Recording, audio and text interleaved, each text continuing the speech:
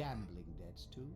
First semi-final was Lloggiccz Gutter Punks, the straight-up Skaven, against Master Freedom's Proto Molecule. 1-0, so quite a close game. Let's get into it. Yes, let's see that again. This was another one that really surprised me. I was really backing Lloggiccz in this one. Lloggiccz, Skaven.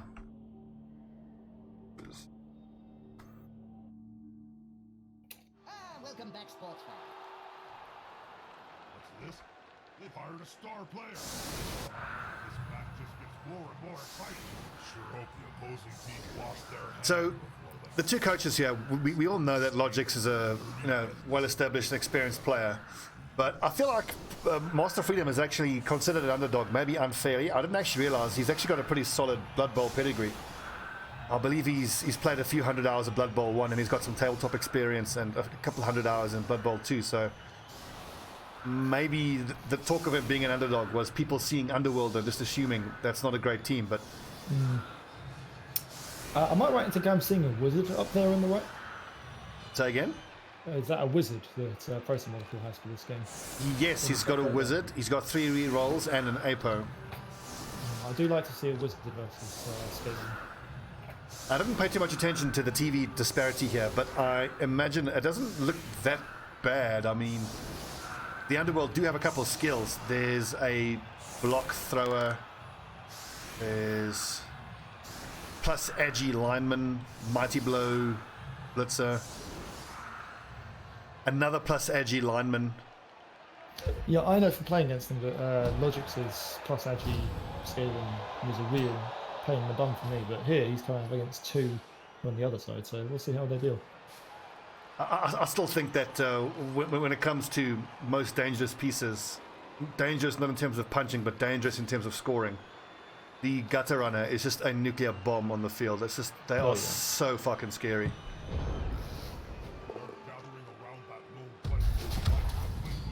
That's what you want to see when you're up against Underworld. Knock out a goblin straight away. It's actually a little funny if I put myself in the Underworld's shoes here. In a way, you kind of don't want the plus Agi on your lineman, because the lineman's job is to stand on the front line.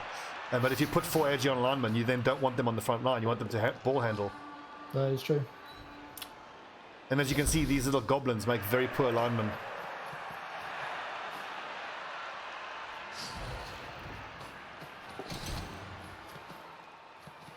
Go away with a nice... There we go. Tentacles on the troll is an interesting choice. I think the tentacles on your big guy, especially if you know you're going to be running into lots of runny, dodgy teams, is a very strong pickup. Serves the same function as what's name, tackle. Here though, really good early run from Lloggiccz. But that's a 2 and a 1 on the Gutter Runner. That is very disappointing.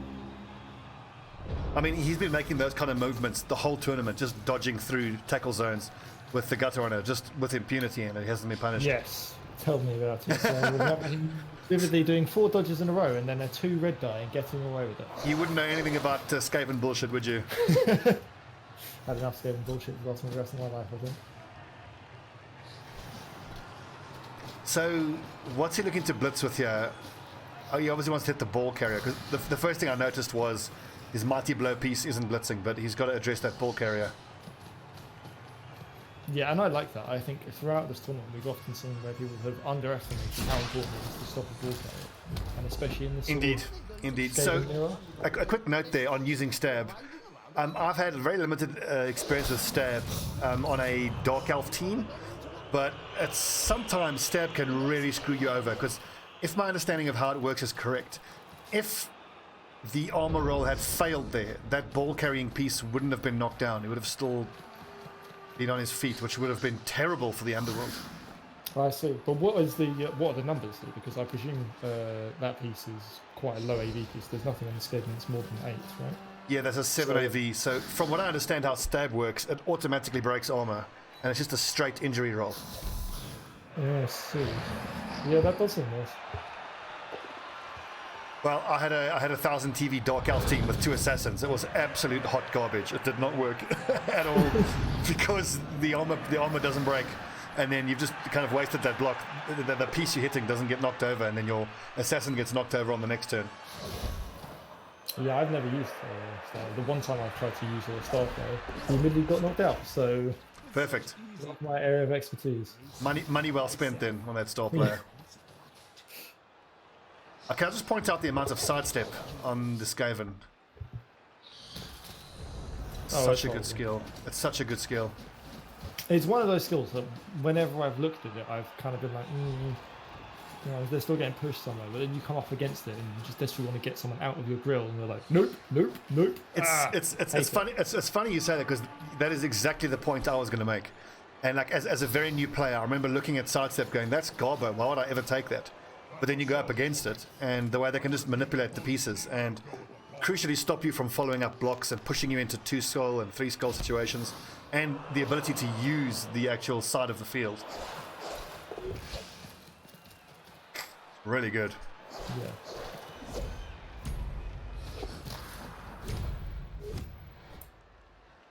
So Viking pointed out in the last turn that Lloggiccz looked like he was in such a good position to score, but I think we can expect wild swings in ball movement in this kind of matchup, because you've got 2 comparatively quick teams. And don't forget, I mean, this is really dangerous. So we are only on turn 3. This is still Lloggicc's drive, and now he has to break into a cage. Like, it's gone from looking really rosy to within a turn and a half looking really not. and don't forget that there's always the thrown goblin threat with the Underworld. That's true. I hope we're going to see that this game. I didn't get a chance to throw my goblin at all this season. It's funny. I mean, I enjoyed very much watching you play your orcs. Oh, wasted reroll this season, because when I play orcs, I never go with the goblin. But when it works, it was my first time playing orcs, so and I really like just having one dodge. Even if I think I really did misuse it a lot, put it a lot in blitz and range. I mean, I've kind of been convinced that going for the little guy is actually worth. There's notable downsides to it, but I think it's probably worth it, because, like in my orc team, which just has 4 black orcs, 4 blitzers, thrower, and lineman. You know, like, arguably it's safer in little ways, but I only have one way to score, and that is to grind my way up the pitch. Whereas you can still absolutely do that, but with the little gobbo, you still have that ace up your sleeve where, if you have to, you can throw a goblin. I think because the last time I played Blood Bowl, I played a Chaos team for a very long time. I think I was really sick to the teeth of having a load of 4 and 5 speed units just grind up in the cage, being your only way of scoring. Well, your sentiment of being sick of playing Chaos is something that is music to my ears. I can't see myself love playing Chaos ever again. After 20 games, where you've got your old big hand beast man and, you know, your tentacles and your troll and all the rest of it, and actually got block on all of your Chaos Warriors, suddenly, it's lovely playing Chaos. But yeah, my experience of playing Chaos has been fairly traumatizing, if I is the way I would sum it up. But there's definitely, I can see why they are so feared at higher TV. And what I was thinking, like, what I would most like to do with a Chaos team is to not go full bash. It's to have a Chaos team that, of course, has bash, but actually has a couple of ball handling goats. Yeah. Which you can do with the right mutations. Yeah, I mean, you know, you get big hands there, you get Extra arm. Extra arm, yeah, that's it. Just thanks for the sub, buddy. Maybe 2 heads for the dodge away option if you want to go for a ball running. That's tactic. true. I'm a big fan of Stobbie presence. I don't know how good it is, but I love the absolute zone of don't throw the ball around here that it puts onto the field. For me, my favorite way of scoring is I love completing passes, especially the bigger and the longer the pass, the better. The most satisfying scores I've had have been, well, I remember it very fondly with my Skaven team. I've got long bomb on a thrower, and I've got diving catch on a gutter runner who was stood in the end zone and actually managed to somehow catch a long bomb in the end zone. I wonder, I'm sure it's like 1 in 80 something percent, 1 in 80 chance for that to actually succeed. And it's funny talking about diving catch. Like, I mean, a lot of the talk I've heard about it is that it's considered a bit of a memey or jokey skill, but I'm not so sure it is. When I read the skill and really thought about it, most people think about just the fact that it allows you to catch in a square near you, but I think a lot of people underestimate the fact that it gives you +1 to catching attempts on throws that haven't scattered. So it's not like it only does something when the ball scatters. True. I think for a lot of people, certainly I feel this way, is that throwing is a last resort. Throwing is not what you go to first. First you go to blocking, then you go to running, and then finally, if all else fails, you lob the ball because the risk of turnover and everything else is so bad.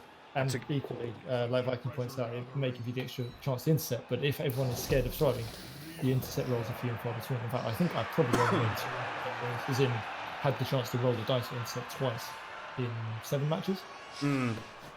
Yeah, it's not very often that you're going to get the chance to intercept. And I mean, I look at skills like pass, interception, and big hand, which actually increases your chance to intercept. And even so, even if you have a piece that has, hang on, so if you go very long legs, big hand, and pass block, that piece gets a +2 to intercept chance. It's still only a 50% chance, unless there's any other modifiers. It's still not great. Yeah. So if you're trying to build a piece specifically, with no defensive skills, do you know what exactly. I mean? Exactly. You put 3 level ups in there, and all it takes is some idiot with Lloggiccz to come along, and well, you've got nothing. Not even Lloggiccz, right? They could just charge you down.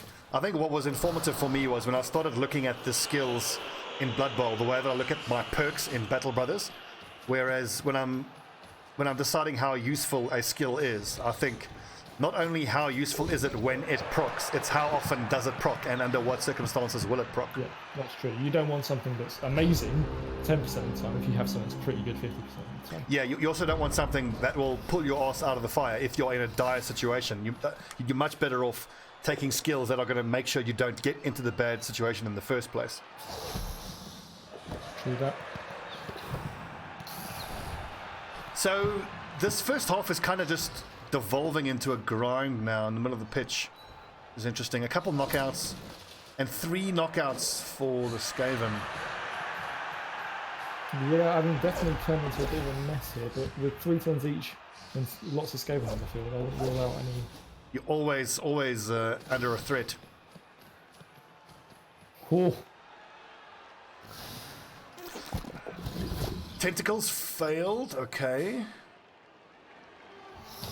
So we were talking about mutations earlier, and I think it was Master Freedom in the Discord who pointed out that the Underworld get access to, it was JuodasVarnas, sorry, shout out to JuodasVarnas, halfling coach, that with the Underworld, you just need 2 level ups, and you can give a goblin 2 heads for increased dodging and big hand for increased ball up picking. So you can, and with stunty on that piece, you can literally just, with complete impunity, relatively, you can run into multiple tackle zones, dodge through them, pick the ball out, and get out again.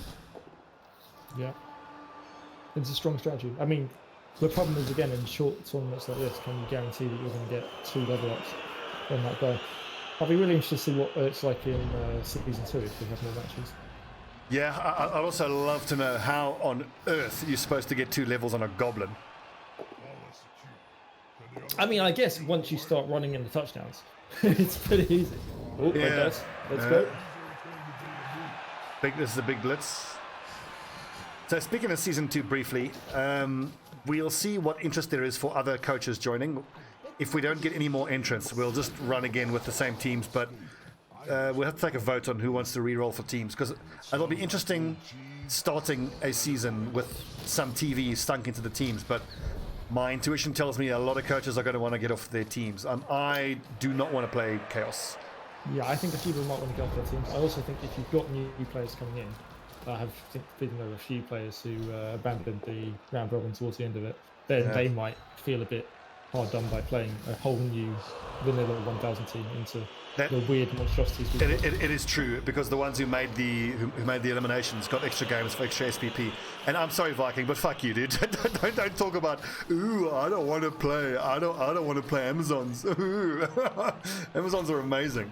If I never see werewolves again in my life, yeah, I'm traumatized by that ooh sound. This player should be playing transport. The howl of those Amazons. Look, Viking, you're a much better person than I am. If I was in your shoes and I was winning with Amazons, I would just be throwing 2 middle fingers up, saying, y'all can blow me. I'm kicking your asses. You should really ride it while you can, because we all know the luck's not going to last. Ooh. And the loner. Here's a question. That stupid troll there, is he still exerting tentacles? I don't think he is. Really difficult to catch. I think tentacles works independent of your zone of control. I think it only gets disabled when you're knocked down. Interesting. The animation suggests that as well. That the tentacles are still flopping around, whereas when you're knocked down, they very obviously passive. Well, it would be hilarious if the 2 tentacles were just straight up erect, like two telephone poles. Wags says, really stupid means no tentacles. That's what I thought as well, because he loses all tackle zones. So this is, and in retrospect, it didn't make any difference, but when I went into my game against the halflings, I agonized over how to level up my Minotaur, and I ended up taking claws instead of tentacles, and I think tentacles would actually have been a better bet, especially on a big piece that has wild animal, because obviously with wild animal, you don't lose your zone of control, so you get more value out of tentacles. True that. I think also claw on a big guy, if it's good in this particular roundup. I mean, how many 89s are we actually facing? Well, my decision was, I thought if I'm ever going to get a chance to get a tree off the field, it'll be with a Minotaur with Mighty Blow, Frenzy, and Claw. But as it turned out, just ever getting even an even block dice on those trees was just completely impossible. That's a gap. I think I was able to punch his tree twice, and both time armor didn't break. Sorry, It injury. comes down to what you were saying earlier, like, you know, it's a good skill, but how often do you get to use it? And in this case, twice. Yeah. And also point out that Claw does nothing against AV7 and below. It's a dead skill.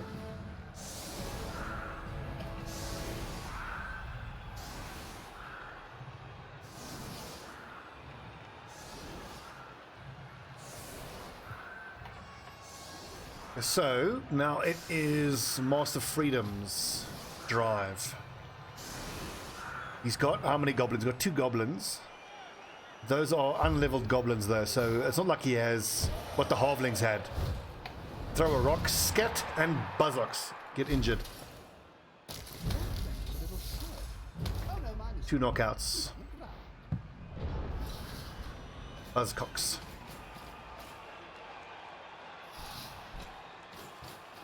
Oh, interesting. That star player doesn't count as a secret weapon, so he's still on the field. Good value for that star player.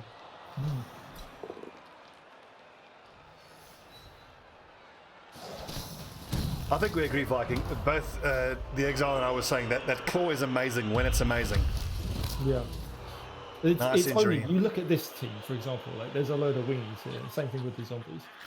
It's not that Claw isn't amazing, like, you know, Claw's been a backbone of all the Chaos Wars for so long, but just this tournament in particular, you know, against the Amazons, you'd be like, I wish I didn't have Claw. I very much agree with, I think it was Lloggiccz who made the point that if it's a straight up choice between Mighty Blow and Claw, you should take Mighty Blow 100% of the time. But really the distinction then becomes, if you can get, like on my Minotaur, combining Claw and Mighty Blow, that's really nasty. Because Claw makes sure you break armor, and Mighty Blow adds +1 to the injury roll. Actually, Stobbie, maybe you know more about this than I do, but I've never really understood why adding 1 to the injury roll is so big a deal. Isn't it that injury rolls work on a sort of like 10 die, 1 die system, and so adding the 1 doesn't do that much to it? I think it does, because I'm probably wrong, but from what I understand, let's say for example if you have to roll an 11 to inflict an injury, whereas a 10 would be a knockout. If you roll a 10, you add +1 to it from Mighty Blow, that 10 becomes an 11, that KO then becomes an injury. Oh, I see. Definitely something I've got to read up more. So it just increases the likelihood of you know, injuring that player. I think I was misunderstanding it. I thought it simply affected the injury results table and not the KO stun injury table. If it works that way, I see now why it's a lot better than I thought it was. Oh, because I thought the injury results. I thought that's not, I didn't know it was a separate table. I thought it was you roll once for armor break, then you roll again for injury. Or it might actually be you roll for armor, you roll for injury result, which is nothing, stun, KO, injury, dead, and then if it's injury, I think you then roll again to see what type of injury it is. Now I thought it was that the. Let's see. So you've got the armor break. Can I just point out we two quote-unquote commentators who don't know what the fuck they're talking about. this is something. Yeah, once you get to the injury side, they hit things and they get injured. Look, that guy got injured. Cool. Well, yeah, I think it must be this injury roll here where he got a 10. Yeah. And that made it go into the injury bit. And then it's afterwards, a then casualty. there's the casualty roll. That's it. I thought it affected the casualty roll and therefore couldn't see the point of it. But I think you're right. It affects the injury roll and therefore that is good. But on my point of commentators not knowing what they're talking about, this is something I'd love to see in more commercial sport. Like you get like your professional play-by-play guy, and then you just get some lad out of the stands who's all half-hammered and be like, hey, he's fucking shite, get him off the field. Thank you, Jeff from Ipswich, for your contribution. I bet the opposition didn't even see it go by. Against Skaven, I mostly relied on odor, Jim. It smells like old cheese. This is something I'm just noticing that like the only pieces that you've really got to defend with here as gutter runners is something that I struggled with immensely when I played Skaven. The gutter runners are obviously unrivaled when it comes to attacking, but then when you got to defend with them, you got to be so good and careful with them. Honestly, this is a very orc chaos-ish advance for a Skaven versus Skaven thing. I mean, it's working. But the thing is, though, it's the right thing to do if your opponent has no real way to threaten the cage. Then, just because you're a passy or ruddy team doesn't mean you have to play that way. There's no reason that you can't just grind up the field. Absolutely fair enough. I mean, I think here this is very sensible. Also, though, I would say I've seen Lloggiccz. I don't think Cage is going to stop him doing some mad plays. Oh yeah, that high edgy guy on the edge of the field there. And you know what? I mean, generally, us as commentators have just moaned endlessly about all the teams we've been up against, but we should just take a second to thank Nuffle that we didn't have any wood elves. Wood elves in this tournament. Fucking wood elves. I think we would have been complaining a lot more about their throwing skills. We don't have wood elves. Wood elves make me want to vomit. It's just, I can't stand them. Like you might think it's because of the war dancers being war dancers, but in my experience of playing against wood elves, it's impossible to break their armor. 7 AV did I just is a see lie. someone do a 4 dodge into a Into a 2 dice. Don't Yep. try this at home, kids. Yep. That's a 200 IQ play. You had that happen against you and he succeeded. Yeah, I'm pleased to see that my prediction of what Lloggiccz will go from the situation is vindicated. But then again, I mean, this is something that's a lesson for like newer players like me, where it wouldn't even occur to me to try that play. But I think that's a real lesson, because in that situation, I would be sitting there scratching my head or moaning, going, what am I supposed to do here? I've got no play.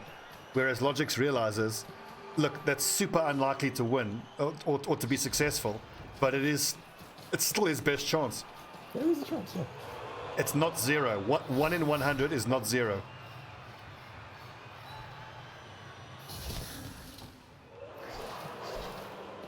And Mardon, just to add to that, I think TheExile here, who played Orcs, knows very well that in many ways, and in my experience, the Orcs are one of the most flimsiest teams in Blood Bowl.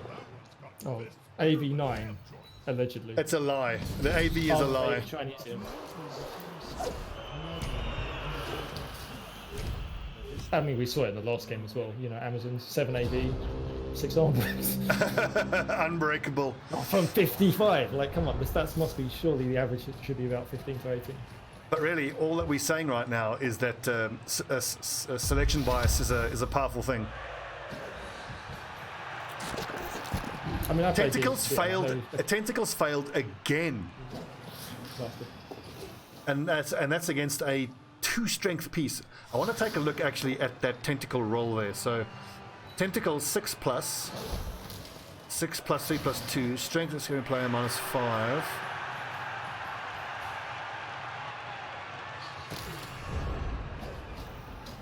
I don't know what to make of that. I would love to know what... I think he has to roll a 6+ on 2 dice.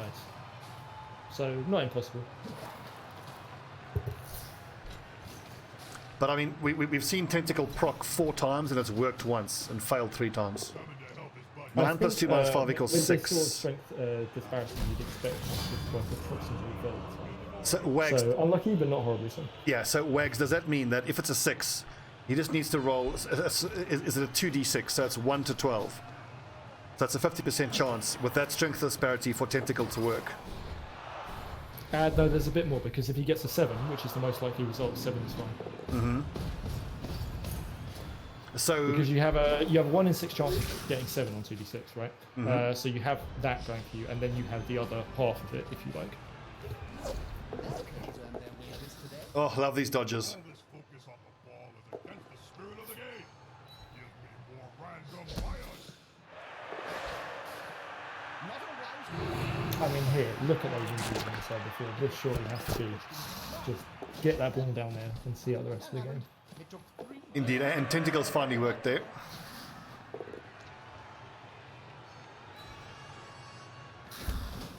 Ugh, this is horrible for Lloggiccz here. He's got nothing here. But look at the 2 injuries and the 4 knockouts.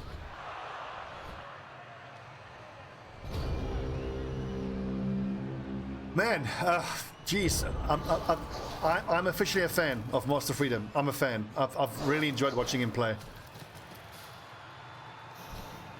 Perfect time for Freedom to join the chat as well. Yeah, welcome, Freedom. I'm just busy singing your praises. And Freedom, can you just take a second just to explain your Blood Bowl pedigree? Because I think I quite unfairly thought of you as one of the newer players. I didn't realize you're actually as experienced as you are with Blood Bowl. If memory serves, you told me that you've played a little bit of Blood Bowl 1 and some tabletop. So I thought you were one of the totally new players, but you're not at all.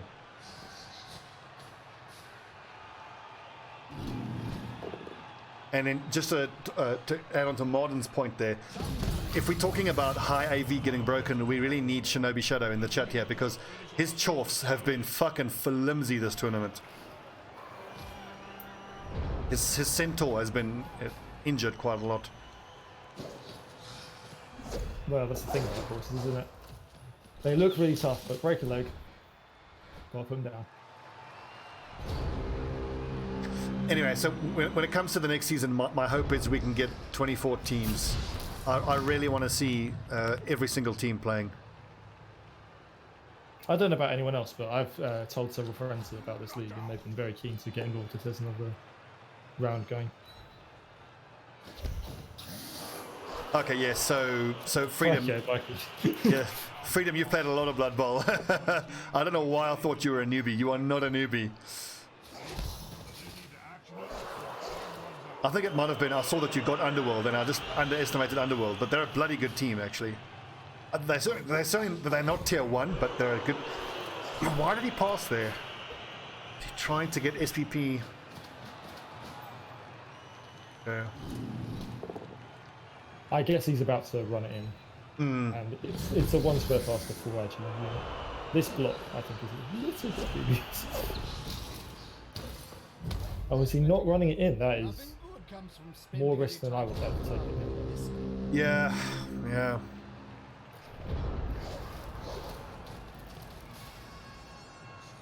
Well, Freedom, the thing is, I was kind of hoping to see you mutate some of your players, but if you roll those doubles and get plus edgy on any of your pieces, that's a no-brainer. You always take the plus edgy, but it would have been great to have seen a couple of, you know, goblins with 2 heads and big hands running in and doing bullshit.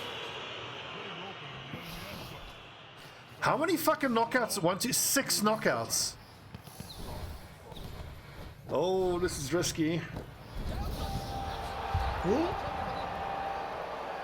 Oh, he's got the, oh, I see what he's going for here. That's there was a 15 out of 16 lineman, was it not?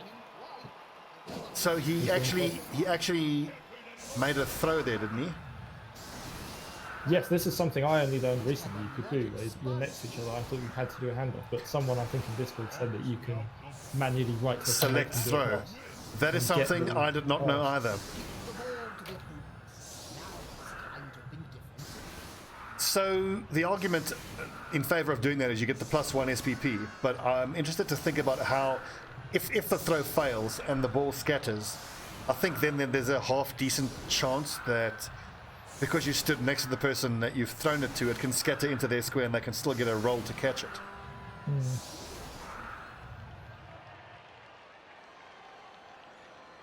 I was only a handoff, Freedom says. He wanted to level up that other rat particularly, which makes sense. I see. I thought the guy who was carrying the ball had 15 access in there. Maybe I was wrong. But I thought you'd gone for a pass. To try Well, and get I mean, completing passes to get +1 SPP, I tend to think of as being absolutely crucial. But I've come to realize as the tournament has gone on, that my viewing it as being crucial is just illustrates how poorly my campaign has gone. That, you know, I'm so desperate for any SPP whatsoever. I mean, you really feel it. I know after you beat me in the first round, I think I came out with 8 SPP. It's brutal. It's brutal. And then one sort of draw concession thing gave me a few SPP, and suddenly I was rolling again. And also, can I also point out something that I didn't expect to have to contend with is that through the second half of my round robin stage, I consistently had between 3 and 4 players, all of them, one SPP action away from leveling up, and they all failed to level up. I had a Chaos Warrior sitting on 5 out of 6 for like 4 games. I had numerous goats sitting on 4 or 5 out of 6. It was so frustrating having them being so close to leveling up and not being able to get it done. So you may well then make the argument, okay, fine, use your rerolls for ball handling to get the level ups, but when you play Chaos or Lizardmen or that kind of team, your rerolls you need it. are for You've got throwing no blocks. So that's where your rerolls are. One of them should hit harder next time. Oh, take it down. Is that it? And that's the game. Well played, Freedom. Well played. That was a really interesting game. For That me, was a lot more tactical. yeah. In the I sense was. of grinding than I expected from Skaven versus Skaven. Can I just point out 75% ball possession for Proto Molecule? That's a real surprise. And even block succeeded. But then I think this tells a story. Both teams had 31 blocks succeeded, but 6 KOs and 2 injuries for the Underworld, as opposed to only 2 KOs. So what I was expecting from this game was for the gutter runners to just be styling on the Underworld, but it did not turn out that way whatsoever. SPP, let's see, 13 SPP, which is okay for the Underworld. So let's take a look at the D6s for the gutter punks. 31 ones. But that's actually, oh, well, it's all pretty even. 31s, 39 with 39 sixes. sixes, that's why I tend to think, like, what's the difference between the top end and the low end? And 35 twos, 35s is also the other thing. Twos often fails. And Tentacle actually only failed once. Okay, 66% chance. Loner, 50% success is about right. Wild Animal, 66% chance. The injury table for the gutter punks. Look at that, 10 success, 9 failures. 52%, that's fucking horrible. Block dice, 11 attacker downs, only 5 powers. A lot of pushes.